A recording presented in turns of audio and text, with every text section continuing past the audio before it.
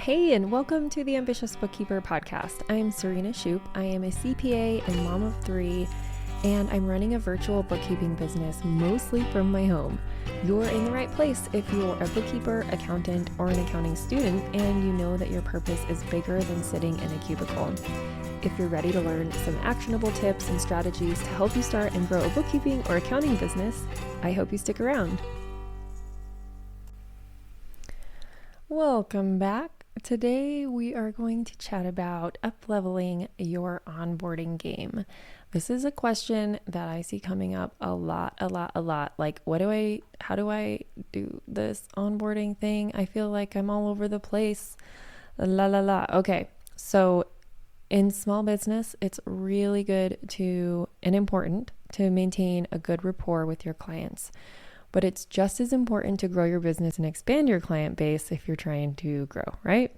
So this means going through the process of onboarding new clients. And this is where people get really hung up and feel like they don't have a good process. They are lacking information. Things take forever. So let's chat through this. The good news is onboarding doesn't have to be scary. But some of the concerns I see a lot are like, I don't know what information to ask for when I sign a new client, and what steps do I take with a new client, and what if I don't get everything I need? Most likely you won't get everything you need, so just go into it knowing that. Here's the thing. All of these are important, but these concerns can be narrowed down into two important goals: setting expectations and asking good questions. Why? Because these things will build trust, which is very, very important in our profession. And at the same time, it will set boundaries. Okay, so let's talk about setting client expectations. And this is all going to roll into how well you feel you've onboarded your client. Yes, there's going to be a lot of unknowns. Yes, you're probably going to miss asking for a few things. But if we can back it up a little bit and set some good expectations for our clients and ask good questions, then we'll get a little further and do a little better. So one lesson I learned the hard way was not setting expectations with new clients right away. In fact, the expectations should show up in 3 places. So if you are doing other things, I want you to stop for a second. Come back to me here and maybe write this down. Discovery call conversation is place number 1, where you need to start setting expectations. Place number 2 is writing it in your engagement letter. Place number 3 is more conversations during onboarding. You can never set too many, you could set too many expectations, I guess, but you can't reiterate it enough. You just need to make sure that they're aware of the process. So not only does this set you up for success, it also means less chance for resentment on your end toward the client and difficult conversations down the line. Trust me, from someone who has been down this road and made these mistakes before. And the best part is, this will help build the trust right away. Your clients will see you as a professional and are less likely to treat you like an employee. After all, we're not going into business for ourselves just to be treated as an employee. Can I get an amen? Okay. So what kind of expectations should we be setting? And I'm just going to give you a few ideas, but it ultimately is up to you and the types of engagements you're going to have and the types of clients you're going to be working with and how many boundaries you actually need to set depending on the type of client you're working with. So many of these things just really go back to the type of client you're working with, but here's a few ideas. How often you'll be working on their stuff. How often can they expect updated books? How long will onboarding take? I honestly, I used to feel very rushed with onboarding, and I felt like it needed to happen quickly, but it doesn't. And you can set that expectation with the client. For instance, if we sign a new client on near the beginning of a month, or at the very end of one month, and we're about to go into month end for all the rest of our clients, I set the expectation that we're probably not going to touch onboarding your stuff for 2 weeks. We're not going to even start it for 2 weeks. And then it might take us several weeks to complete onboarding you. I actually have one client right now. It's taken almost 3 months to onboard them for various reasons.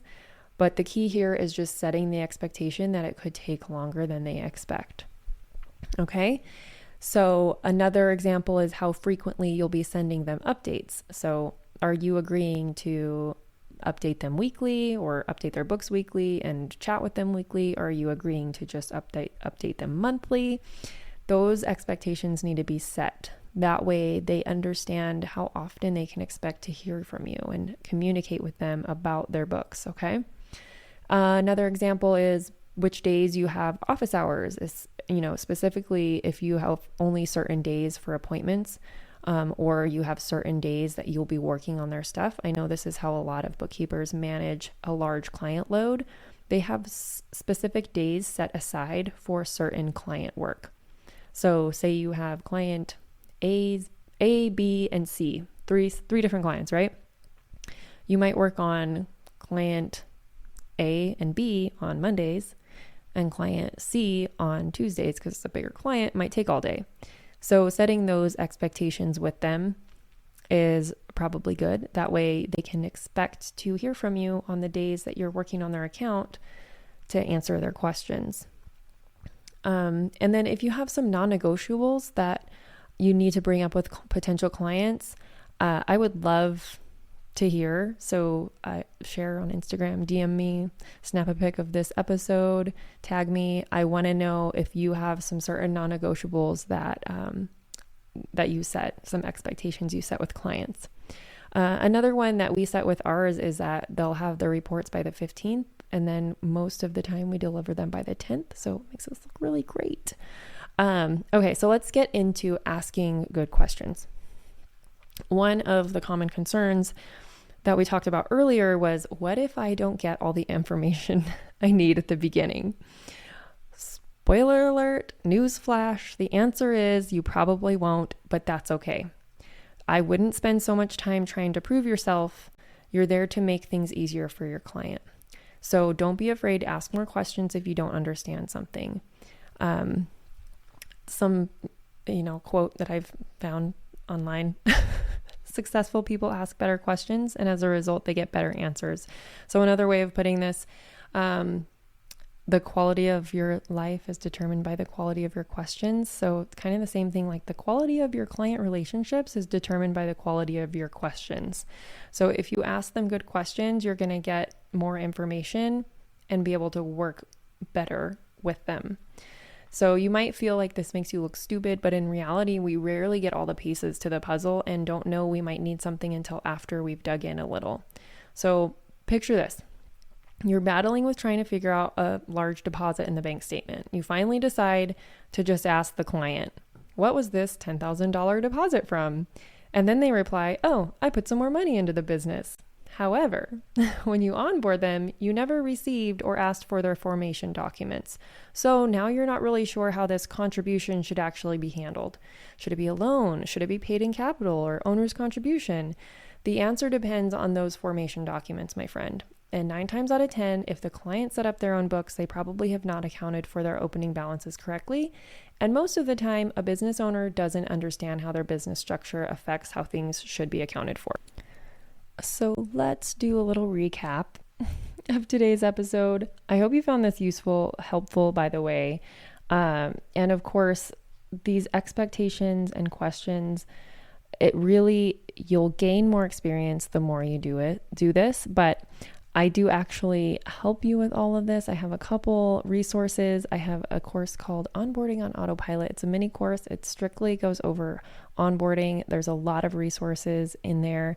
I'm actually about to revamp the program and update it. And then I also have the Bookkeeping Business Accelerator, which we dive into onboarding and all things client work and marketing and sales, pricing, all that good stuff. So I invite you to check out my website and see when the accelerator is opening again for enrollment. I do it in cohorts because it is very high touch. We meet weekly. We have co-working sessions weekly, and I like to just basically give my bookkeepers and accountants 100%, and that is why it only opens once a quarter. So we will be opening again in the fall. So mark your calendars, keep an eye out for that. But if in the meantime you're really struggling with onboarding, I encourage you to check out the Onboarding on Autopilot course. It is on my website, ambitiousbookkeeper.com, and you will find it right there on the front page. So let's do a little recap on onboarding. Remember, the two things you want to focus on when onboarding are setting expectations and asking good questions. That is the simplest form of onboarding. Of course, there's process involved, there's engagement letters, there's systems, all that good stuff, which I can help you with as well. But the main things I want you to take away from that is even with good systems and process, they're going to fall apart if you don't set expectations and ask the right questions. Okay, my friends, that is all for today. I hope you found this useful. Don't forget to subscribe, share this podcast with some of your accounting buddies and friends, and I will talk to you next week. Bye.